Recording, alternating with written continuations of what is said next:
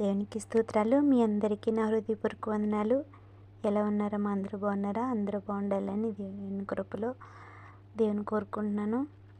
అలాగే ఉదయకాల సమయంలో 2 తిమోతి రాసిన పత్రిక 3వ అధ్యాయం 12వ వచనం 13వ వచనం చదువుకుందాం.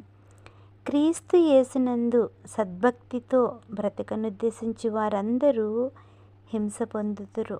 అయితే దుర్జనులను, వంచకులను, ఇతరులను మోసపరుచుచు తమ్మును మోసపోవచ్చు అంతకంతకు చెడిపోవుదురు. దేవునికి స్తోత్రం.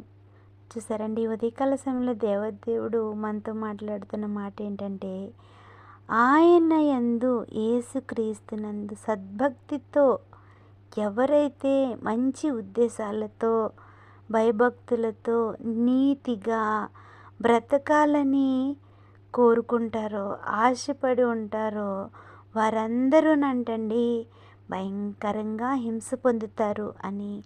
అలాగే అయితే దుర్జనులను, వంచకులను, ఇతరులను మోసపరుచుచు తామును మోసపోవచ్చు అంతకంతకు చెడిపోదురు. మనము కొంతమంది ఉంటారు చూసారండి, దుర్జనులు, వంచకులు. ఒకరి పట్ల ఒకరు ద్వేషాలు కలిగి ఉండడం, ఒకరి పట్ల ఒకరు నిందలు మోపడం, వారి మీద ఎంతగానో వాళ్ళు మోసపరిచేవారుగా చాలామంది ఎదుటివారిని చెడిపోవాలని వాళ్ళు ఎన్నో తలంపులతో ఉంటారు. అటు రీతిగా ఉన్నవారు అందరూనంటండి తామును పుచ్చుకుంటున్నారంటండి.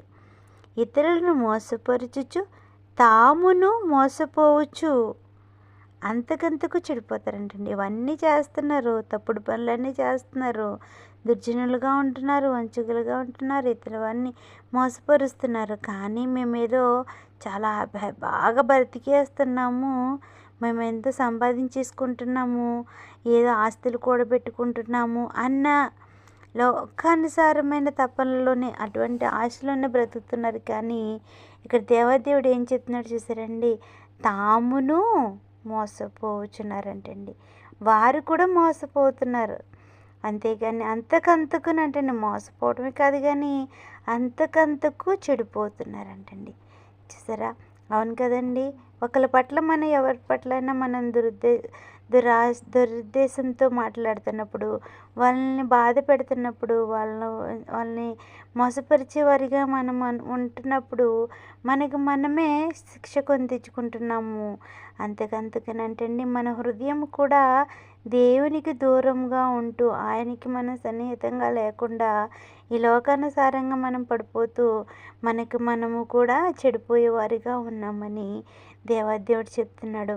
కానీ సద్భక్తితో గనక మనం ఉంటూ ఆయన యందు భయభక్తులు కలిగి ఎవరైతే సద్భక్తితో బ్రతకనుద్దేశించాలని మనము దేవుని మార్గంలో నడవాలి, మనం దేవుడు చెప్పిన నీతి క్రియలను మనం జరిపించాలి అని ఎవరైతే న్యాయముతోనూ ఎదుటివారిని ప్రేమించేవారిగా, ఎదుటివారి నిందలు వేయకుండా వారి మీద పడ్డ నిందలు కూడా చాలా ప్రేమతో సహించేవారు ఎవరైతే ఉంటారో, సద్భక్తితో దేవుని యందు భయభక్తులు కలిగి దేవుడి ఉద్దేశాలు నెరవేర్చాలని ఎవరైతే బ్రతకాలని వారు ఉంటున్నారో, కానీ వారందరికీ హింసలు వస్తాయి. కానీ తర్వాత దేవాది దేవుని కృప అనుగ్రహము వారిపై ఉంచుతాడండి.